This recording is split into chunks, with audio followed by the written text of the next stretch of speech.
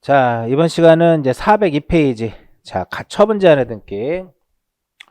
이 처분 제한의 등기에서는 가장 이제 중요하게 시험에 출제가 많이 되는 것이 가처분의 등기예요. 이 가처분하고 가압류의 차이는 가압류는 금전채권이에요. 그래서 왼쪽에 보시면 가압류는 일을 하지 않으면 가처분은 금전채권 이외가 되는 것이고 가압류의 경우에는 금전채권이에요. 그래서 보면 그 402페이지에 왼쪽 날개 쪽에 보시면 가압류는 일을 하지 아니하면 판결을 집행할 수 없거나 판결을 집행하는 것이 매우 곤란할 염려가 있을 경우에 할 수 있으며 그 다음에 중요하겠죠. 금전채권이나 금전으로 환산할 수 있는 채권에 대하여 동산 또는 부동산에 대한 강제 집행을 보존하기 위해 사는 것이 바로 뭐냐면 가압류예요. 그럼 가처분은 금전채권 이외, 대표적으로 어떤 권리가 되겠죠. 금전채권 이외의 권리 또는 법률관계의 확정 판결에 강제 집행을 보존하기 위해서 하는 것이 바로 뭐냐면 가처분이더라 이겁니다. 그럼 여기서 가처분에서도 마찬가지로 가등기랑 마찬가지 가처분 대상, 그러니까 허용이 되느냐 허용이 되지 않느냐 이 부분을 좀 체크해서 보셔야 되는데 첫 번째 이제 교재 보시면 어떤 게 있냐면은 미등기 부동산에 대한 가처분이라고 써 있어요. 자, 미등기 부동산에 대하여 가처분을 할 수 있느냐, 그죠? 할 수 있느냐 이건데 일단 O 이렇게 생각하시면 돼요. 자, 무슨 의미냐면은 A가 소유하고 있는 부동산이 있는데 이 B하고 서로 이제 매매 계약이 이루어졌어요. 매매 계약이 이루어졌는데 계약금도 주고 잔금도 주고 계약금도 주고 중도금도 주고 잔금까지 지급을 한 거죠. 여기서 이제 이 A를 매도인, B가 무엇이 되냐면 매수인 이렇게 돼요. 계약금도 주고 중도금도 주고 잔금도 줬는데 얘가 등기를 안 주는 거예요. 그랬을 때 만약에 이 A가 C한테 이 부동산을 처분해버리면 문제가 발생하겠죠. 그래서 그때 하는 게 바로 무엇이다? 가처분이다. 이렇게 보시면 돼요. 그런데 이제 보시면 이렇게 되어 있는데 이 B가 이 부동산에 대해서 법원에 가처분의 등기를 해달라고 가처분을 신청을 합니다. 가처분을 신청을 하게 되면 법원에서 오케이가 되면 이 부동산 소재지를 관할하는 등기소에다가 가처분의 등기를 무엇을 해요? 촉탁을 하더라 이겁니다. 촉탁받은 등기관은 법원으로부터의 촉탁받은 등기를 기록을 해야 되겠죠. 기록하려고 보니까 이 A가 소유하고 있는 부동산이 무슨 부동산이다? 미등기 부동산이더라 이겁니다.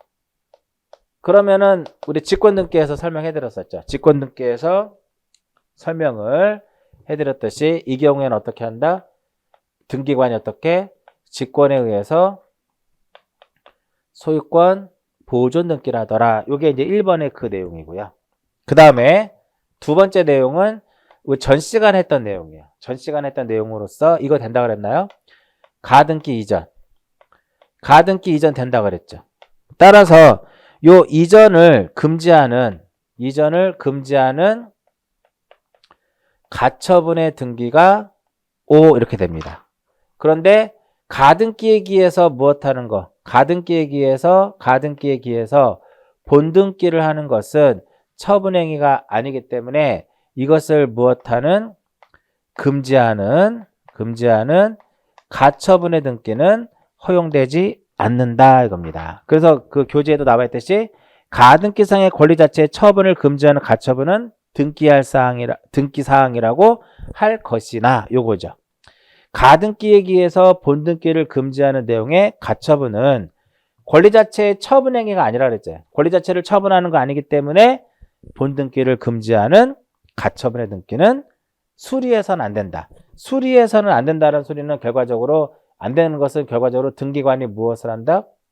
등기관이 각하 결정을 한다라는 거죠. 이해하셨나요? 자, 그 다음에 3번이 바로 요 내용이죠. 3번이 요 내용입니다. 가등기상의 권리에 대한 무엇을 할 수 있다? 가압류도 할 수 있고 가처분도 할 수 있다. 이때 직권으로 우리가 이 경우에 본등기를 하게 되면 가등기상의 권리를 목적으로 하는 가처분이라든지 가압류는 직권 말소할 수 없다라고 했었죠. 그리고 가등기 이전은 형식은 뭐다? 부기등기 형식으로 이루어져요. 따라서 가등기 이전을 금지하는 가처분의 등기 역시 부기등기로 가더라 이겁니다. 그 다음에 4번은 이게 이제 3번이고 4번의 내용은 뭐냐면 이 가압류라든지 가처분 같은 경우는 1필지 1부에는 허용이 안 된다라는 그런 개념이고요. 그 다음에 5번 되게 중요하죠. 우리가 합유 지분에 대해서 가압류 가처분할 수 있느냐, 합유 지분에 대해서 가압류를 할 수 있느냐, 얘는 안 됩니다. 왜 합유 지분에 대해서 가압류가 안 돼요? 우리가 합유의 등기에 있어서는 지분을 기록하지 않기 때문에 그렇습니다. 그래서 교재 보시면 수인의 합유자 명의인의 부동산에 관하여 합유자 중 1인의 지분에 대하여 가압류의 촉탁은 각하를 해야 된다 이겁니다. 됐나요? 이렇게 보시면 되겠고, 그러나 이제 6번에 보시면 6번에 지분에 대한 것은 지분의 가압류라든지 가처분은 이것은 허용이 된다 이겁니다. 그러니까 시험에 자주 나오는 그런 문제들이다라고 보시면 돼요. 자, 이렇게 가처분의 등기가 되어 있어도 얘는 얼마든지 무엇할 수 있어요? 부동산 처분할 수 있습니다. 실행에 한번 볼까요? 403페이지로 보시면 실행해 보시면 등기관이 가처분의 등기를 할 때는 그 피보존 권리와 그 금지사항을 써야 됩니다. 피보존 권리가 만약에 소유권 이전이다. 이 경우에는 소유권 이전이잖아요. 소유권 이전 청구권이다. 뭐 전세권이면 전세권 설정 청구권이다. 이러한 피보존 권리와 금지사항을 써요. 뭐 양도 금지, 담보권 설정 금지, 이러한 금지사항을 기록하도록 되어 있어요. 자, 여기서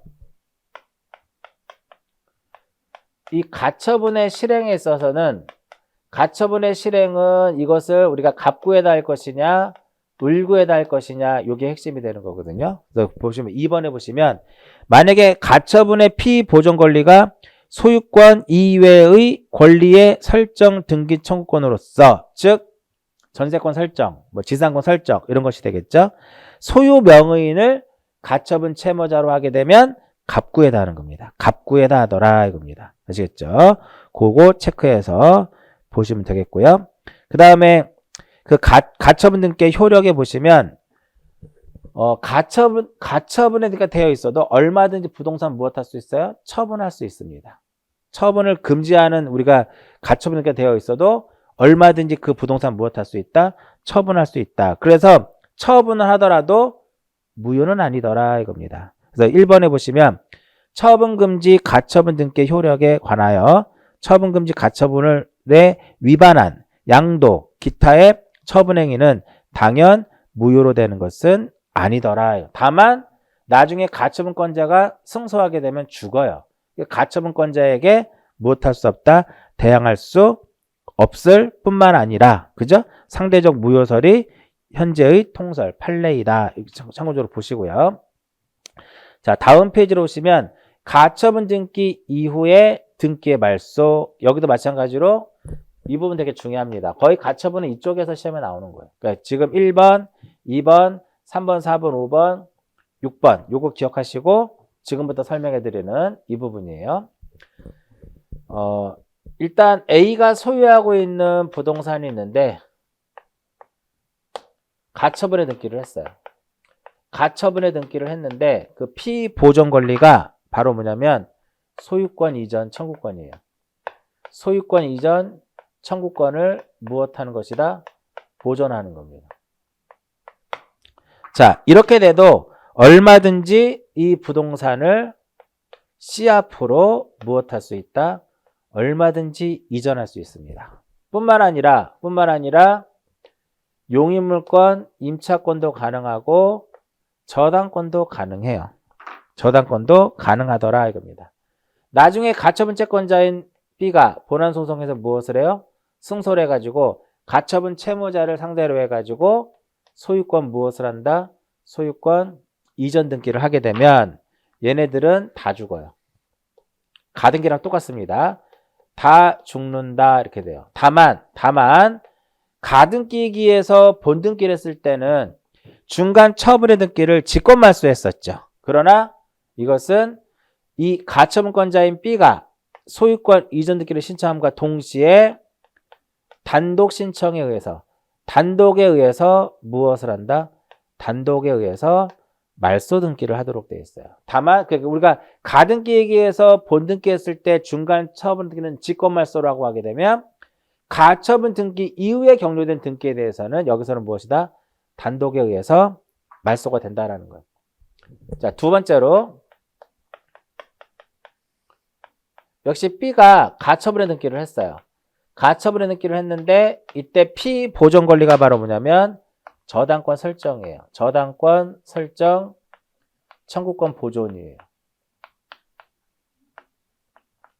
이 상태에서 얼마든지 역시 A는 C한테 소유권 이전이 가능하고요. 또한 용의물권 임차권도 가능하고 무엇도 가능하다? 저당권도 가능합니다. 이때 이제 얘가 본안소송을 승소를 해서 가처분 채무자를 상대로 해가지고 저당권 설정 등기를 하게 됩니다. 그럼 얘네들은 가처분 등기 이후에 격려된 거죠? 다 삽니다. 다 산다 이겁니다. 다 산다. 다 산다. 후순위로 남아있으면 되는 거예요. 똑같아요. 자, 그럼 마지막으로 이번에는 가처분의 등기를 했는데 이때는 피보존 권리가 무엇이다? 전세권 설정이에요. 전세권 설정, 청구권을 보존하는 거예요. 자, 이 상태예요. 자, 이 상태에서 얼마든지 얘는 C 앞으로 무엇이 가능하다? 소유권 이전이 가능하고 용의물권, 임차권, 저당권도 가능하더라 이겁니다. 역시 본안 소송에서 승소해가지고 전세권 설정 등기를 하게 되면 얘네들은 죽고 얘네들은 무엇한다? 산다 이렇게 됩니다. 근데 여기서 죽이는 것은 전세권 등기를 함과 동시에 무엇을 한다? 단독에 의해서 단독 신청에 의해서 무엇을 하게 돼요? 단독 신청에 의해서 말소 등기를 하게 되는 겁니다. 그래서 이게 중요한 거예요. 그래서 전 시간에 했던 가등기하고 그림이 똑같죠. 가등기에 기해서 본등기를 했을 때 중간 처분 등기를 어떻게 할 것이냐 그 부분과 그림이 똑같은데 말소는 직권말소가 아니라 가처분과 관련돼서 여기서는 무엇이다? 단독말소 다 죽고 다 살고 그놈들만 죽는데 동시에 단독으로 말소되는 거 동시에 단독으로 말소. 여기서 예외 규정이 하나 있어요. 어떤 게 있냐면은 이러한 용의물권 임차권 같은 경우는 일필지 일부에도 가능하죠. 그죠? 그랬을 때 여기서 죽는 것은 여기서 요 전세권 등기하고 전세권 설정의 청구권을 보존하기 위해서 가처분을 했는데 그 범위가 중복되는 부분은 죽어요. 근데 만약에 가처분이 요 부분에 대해서만 전세권 설정에 가처분이 된 거예요. 피보존 권리가. 근데 여기에 B라는 사람이 전세권을 가지고 있으면 얘가 승소하더라도 여기에다 전세권 등기를 했기 때문에 이것은 살아남는 거거든요. 그래서 교재 보시면은 더 알아보기에 몇 번을 보시면 되면 2번을 보시면 지상권, 전세권 또는 임차권의 설정 등기 청구권을 보존하기 위해서 가처분 등기가 마쳐진 후 그 가처분 채권자가 채무자를 의무조라하여 지상권, 전세권 또는 임차권의 설정 등기를 신청하는 경우에 그 가처분 등기 이후에 마쳐진 제3자의 용의물권 임차권은 죽는다라고 써 있죠. 근데 동일한 부분에 맞춰진 등기로 한정한다. 그러니까 동일한 부분이 아니라면 그 범위 자체가 이쪽이 아니라 이쪽이면 얘는 사는 거거든요. 근데 거기까지는 시험에 나올 확률은 높지 않지만 어찌됐든 동일하지 않다면 그 범위 자체가 동일하지 않다면 중복되지 않는다면 살아남는다라는 거죠. 그것만 하나 체크해서 보시면 돼요. 다 죽고 다 살고 그놈들만 죽는다. 그놈들 사는 놈 어떤 놈들이에요? 중복되지 않은 동일한 부분에 대해서만 줬기 때문에 중복되지 않은 부분에 대해서는 산다 이렇게 기억하시면 돼요. 굉장히 출제가 많이 되고 있는 그런 부분이기 때문에 잘 체크해서 보시면 될 것 같아요. 자, 여기까지가 제2편 부동산 등기법이에요.